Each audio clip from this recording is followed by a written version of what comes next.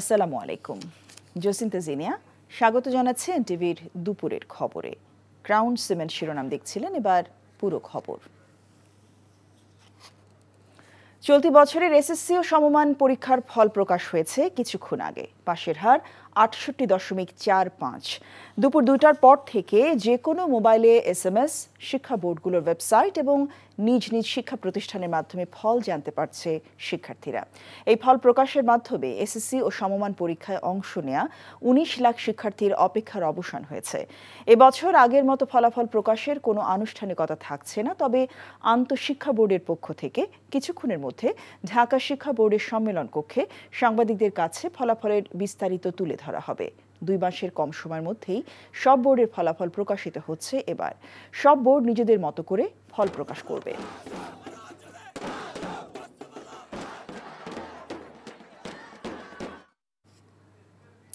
রাজধানী Viqarunnisa school and কলেজে আছেন আমাদের সহকর্মী ইফতেখার রেজা।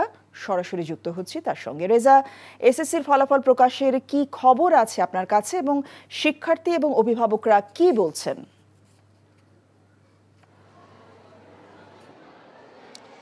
ধন্যবাদ।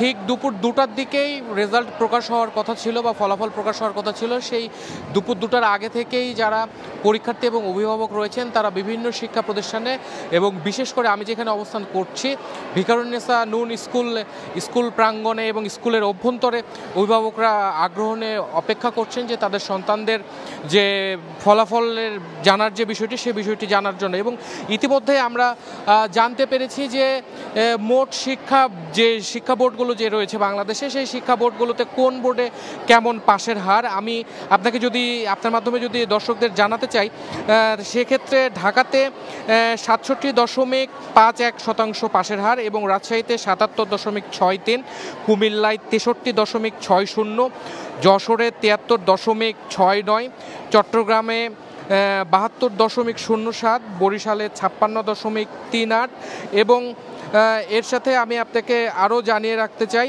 সিলেটে ৬৮.৫৭, দিনাজপুরে ৬৭.০৩, ময়মনসিংহে ৫৮.২২। মাদ্রাসা শিক্ষা বোর্ডে এবছর পাশের হার আছে ৬৮.০৯ এবং কারিগরি শিক্ষা বোর্ডে ৭৩.৬৩।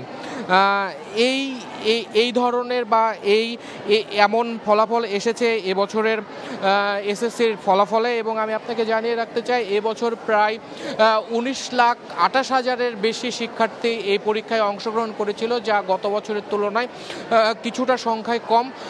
এবং এর আগে শিক্ষা মন্ত্রণালয় থেকে জানানো হয় যে গত কয়েকটি বছরের মতো ফুলিয়ে ফাঁপিয়ে যে ফলাফল দেওয়ার যে বিষয়টি সেই বিষয়টি এবার থাকছে না। এবার পুঙ্খানুপুঙ্খ রূপে যে পরীক্ষার খাতাগুলো রয়েছে সেগুলো পরীক্ষা নিরীক্ষা করে মূলত যার যতটুকু প্রাপ্য বা যেভাবে পাবেন ঠিক সেভাবেই ফলাফল প্রকাশ করা হবে।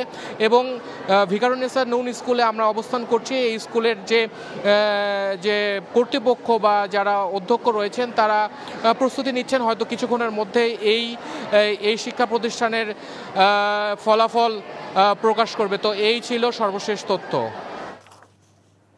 দর্শক, জানছিলাম এসএসসি পরীক্ষার ফল প্রকাশের খবর। দর্শক, ঢাকা শিক্ষা মন্ত্রণালয় থেকে ব্রিফিং চলছে, আমরা সরাসরি চলে যাচ্ছি সেখানে।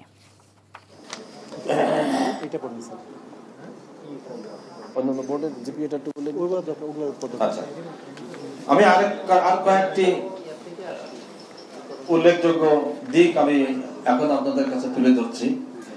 এবছর সকল শিক্ষা বোর্ডের চেয়ে ছাত্রী ৩.৭৯ অর্থাৎ প্রায় ৪% বেশি পাস করেছে এবং ৮,২০০ জন ছাত্রী বেশি সংখ্যায় জিপিএ পেয়েছে। ২০২৪ সালে জিপিএ 5 ছিল ১,৮২,১২৯ জন। আমি আবার বলছি, ২০২৪ সালে জিপিএ 5 পেয়েছিল ১,৮২,১২৯ জন। আর এবছর অর্থাৎ ২০২৫ সালে জিপিএ পেয়েছে ১,৩৯,০৩২ জন।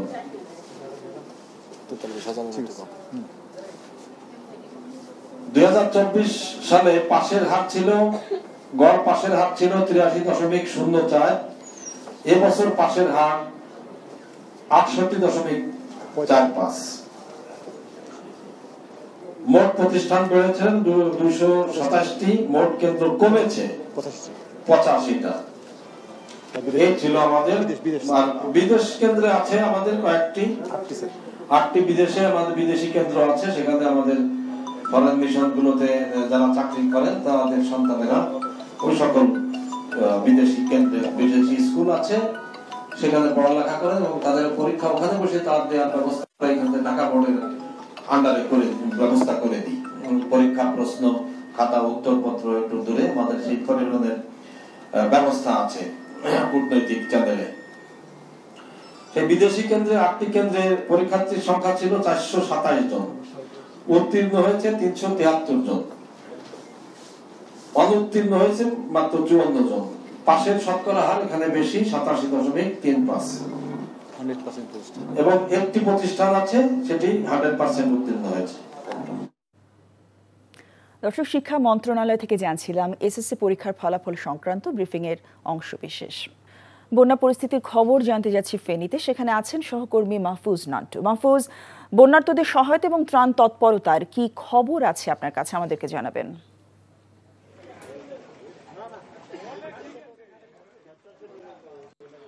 জসিন্তা, কিছুক্ষণ আগে দেখলাম যে ফেনীর ফুলগাজী, আমি যেখানে দাঁড়িয়ে রয়েছি সেটা মুন্সিরহাট আলী আজম সরকারি প্রাথমিক বিদ্যালয়। এইখান থেকেই সেনাবাহিনীর কয়েকটি টিম উদ্ধার ও ত্রাণ তৎপরতা আমরা দেখেছি। এখানে সেনাবাহিনীর কয়েকটি টিম কাজ করছেন।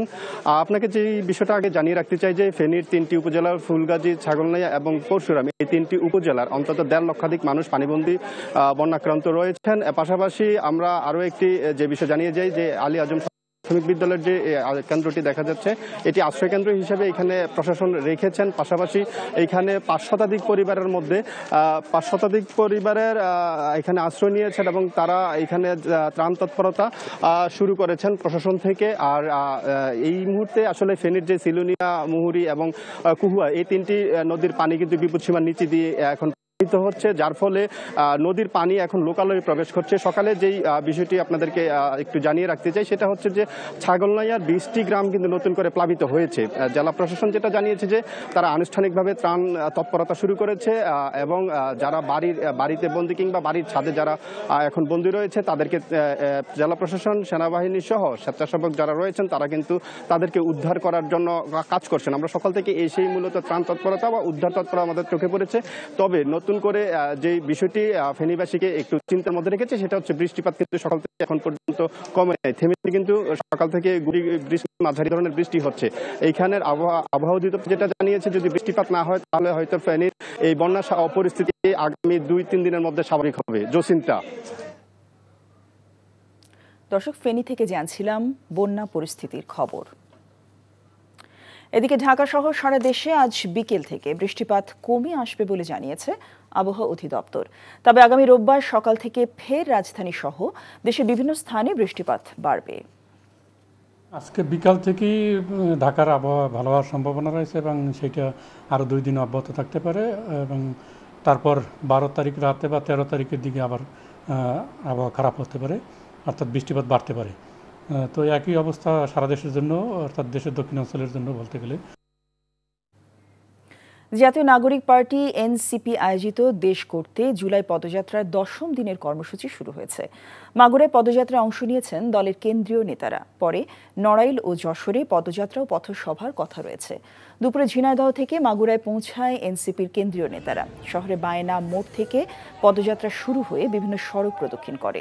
এতে এনসিপি নেতারা ছাড়াও বিভিন্ন শ্রেণী পেশার মানুষ অংশ নেয়। পরে পথসভায় বক্তব্য রাখবেন দলের তরুণ নেতারা। এছাড়া জেলা অডিটোরিয়ামে জুলাই আগস্টে হতাহত পরিবারের সদস্যদের সাথে মতবিনিময় করবেন এনসিপি নেতারা। তারা জানান, এনসিপির ধারাবাহিক পদযাত্রার উদ্দেশ্য হল সাধারণ মানুষের সঙ্গে সরাসরি সংযোগ স্থাপন এবং দেশ পুনর্গঠনের বার্তা ছড়িয়ে দেয়া। নেত্রকোনা, দুর্গাপুর এবং জামালপুরের বকশীগঞ্জ সীমান্ত দিয়ে 4 নারী সহ আরও 28 জনকে পুশিন করেছে ভারতীয় সীমান্তরক্ষী বাহিনী বিএসএফ। বিজিবি জানায়, গতকাল গভীর রাতে দুর্গাপুরের বিজয়পুর সীমান্ত দিয়ে ২১ জনকে বাংলাদেশে পুশিন করে বিএসএফ। স্থানীয়দের খবরে তাদেরকে আটক করে বিজিবি। এদের মধ্যে ১৯ জন তৃতীয় লিঙ্গের এবং ২ জন পুরুষ। এর আগে গত ৩রা জুন গভীর রাতে ওই সীমান্ত দিয়ে বিএসএফ ৩২ জনকে বাংলাদেশে অনুপ্রবেশ করায়। অন্যদিকে সকালে জামালপুরের বকশীগঞ্জে ধানুয়া কামালপুর সীমান্ত দিয়ে ৪ নারী সহ ৭ জনকে পুশিন করেছে বিএসএফ। পরে এলাকাবাসী তাদের আটক করে বকশীগঞ্জ থানায় সোপর্দ করে। ফুটবল। অনূর্ধ্ব ২০ নারী চ্যাম্পিয়নশিপের শিরোপা ধরে রাখতে চান বাংলাদেশ দলের অধিনায়ক আফিদা খন্দকার। রাজধানী বসুন্ধরার কিংস এরেনায় কাল থেকে টুর্নামেন্টের ৬ষ্ঠ আসর অনুষ্ঠিত হবে। টুর্নামেন্ট উপলক্ষে এদিন কোচ ও অধিনায়কদের পরিচয় পর্ব অনুষ্ঠিত হয়। প্রথম ম্যাচে বাংলাদেশের প্রতিপক্ষ শ্রীলঙ্কা। নেপাল এই টুর্নামেন্টে সর্বোচ্চ র্যাঙ্কিংধারী দল, তাদের অবস্থান ১০০তম।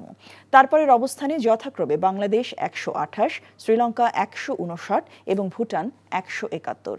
ভারতের সঙ্গে যৌথভাবে আগের আসরে চ্যাম্পিয়ন হয়েছিল বাংলাদেশ। এবার ভারত অংশ নিচ্ছে না। টুর্নামেন্টের ফরম্যাটও বদলেছে। এবার হবে রাউন্ড রবিন লিগ। লিগে যাদের বেশি পয়েন্ট থাকবে তারাই চ্যাম্পিয়ন হবে। এই ছিল দুপুরের খবরে। এই খবরের ভিডিও সহ আপডেট জানতে ভিজিট করুন এনটিভি অনলাইন www.ntvbd.com। এছাড়াও এনটিভি জনপ্রিয় সব অনুষ্ঠান ও খবরের আপডেট জানতে ভিজিট করুন আমাদের ইউটিউব ভেরিফাইড ফেসবুক পেজ। ৫টা দেশের খবর দেখার আমন্ত্রণ রইল। সবাইকে ধন্যবাদ।